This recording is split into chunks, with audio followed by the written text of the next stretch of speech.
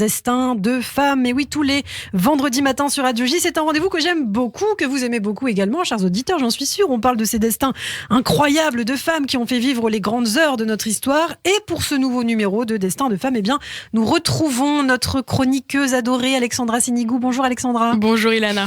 Alors, de quelle femme au destin hors du commun vous allez nous parler ce matin? Alors ce matin, on va s'intéresser à Beat Klarsfeld, courageuse, profondément humaniste et plus déterminée que jamais. Elle a fait de la mémoire de la Shoah son combat pour sensibiliser les jeunes générations. Accompagnée de son mari Serge, elle a fait trembler tous les criminels nazis qui croyaient mourir tranquilles afin que jamais on ne laisse le temps effacer leurs actions. Alors justement, avant d'en parler, de ces combats incroyables, je pense qu'il faut aussi revenir sur les origines de Beat Klarsfeld. Alors Beat Künzel, née en 1939 dans l'Allemagne d'Hitler et en pleine guerre. Lorsqu'elle quitte Berlin, elle a 21 ans, elle cherche à fuir une société où perdure selon elle la conception nationale socialiste de la femme, c'est-à-dire en gros enfant, église, cuisine, c'est assez réducteur. Elle arrive à Paris en 1964, elle apprend le français à l'Alliance française et elle lit les classiques de la littérature française. Et c'est cet amour pour la France qui va la conduire à rencontrer quelqu'un d'assez incroyable. Beat tombe sous le charme de Serge Klarsfeld. Et oui, l'amour de sa vie à Paris, la jeune Allemande devenue fille au père rencontre en 1960 Serge Klarsfeld. Et leur histoire est un petit peu atypique. Elle commence par un coup de foudre sur un quai du métro parisien. Ouais.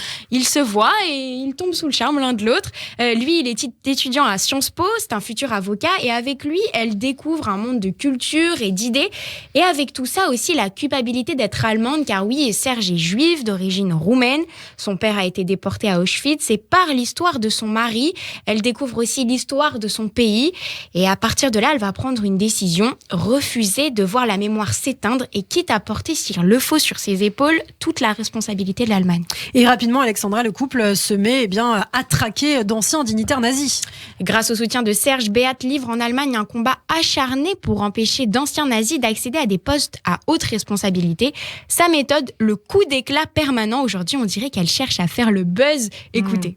Appartenant à un peuple qui a massacré 6 millions d'innocentes victimes, j'ai essayé en tant qu'Allemande justement d'assumer mes responsabilités. Il faut essayer de trouver des méthodes qui obligent, l'opinion publique d'en parler, qui obligent la presse d'en parler et de briser le mur de silence qui peut se créer autour d'une affaire. Aux côtés de Serge, elle traque tous les dignitaires nazis qui n'ont pas été jugés, certains qui sont toujours en fonction d'ailleurs, et d'autres qui sont cachés à travers le monde, notamment beaucoup en Amérique du Sud. Une tâche colossale, mais qui ne lui fait pas peur, vous allez le voir. Et oui, sur le terrain, Beat est particulièrement tenace et elle ne manque pas d'audace non plus. Son coup d'éclat, c'est en novembre 1968. Beat sollicite l'aide de personnalités politiques françaises et celles aussi du milieu juif engagées dans les poursuites contre les criminels nazis. Elle fait notamment équipe avec Simon Wiesenthal, qui est également un chasseur de nazis, et elle découvre des documents qui prouvent l'implication au très haut niveau de Kurt Kissinger, chancelier de l'Allemagne fédérale, qui a été élu et qui était en fait chef de la radio nazie sous le Troisième Reich. Et en plein congrès démocrate chrétien à Berlin, elle se lève, elle le gifle publiquement, elle hurle que c'est un nazi. Vous imaginez le retentissement que ça a pu avoir à l'époque. Les médias se sont emparés de cet épisode et c'est d'ailleurs un scandale qui l'a conduit en prison. Écoutez.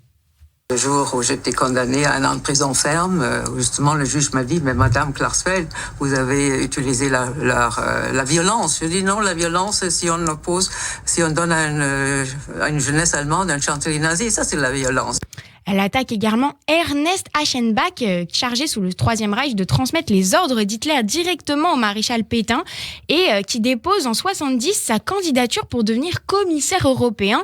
Suite au scandale, le gouvernement allemand renonce à cette nomination. Le combat de Beat va donc avoir une grande influence sur la politique allemande.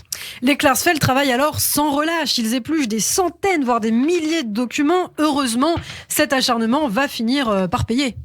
La plupart des criminels nazis qu'ils démasquent nient toute responsabilité et Klaus Barbie est sûrement l'exemple le plus frappant. C'est en Bolivie, par le biais d'une vraie fausse interview télévisée, que Beat Klarsfeld parvient à le démasquer. Klaus Barbie, je le rappelle, c'est l'ex-chef de la Gestapo de Lyon, c'est l'assassin de Jean Moulin, mais aussi le responsable de la déportation des 44 enfants juifs de la maison d'Isieux. Grâce à l'implication des Klarsfeld, il sera jugé en 1987. Cet homme-là s'est jamais repenti. Dans les interviews qu'il avait données à la télévision, à la radio, aux journaux, il s'est lui féliciter d'être toujours qu'il s'est tenu Hitler. Il n'a pas changé d'idée. Je crois que c'est une bonne chose que cet homme-là soit traduit devant la justice aujourd'hui, 40 ans après. C'est un procès symbolique qui montrera le travail de la Gestapo en France.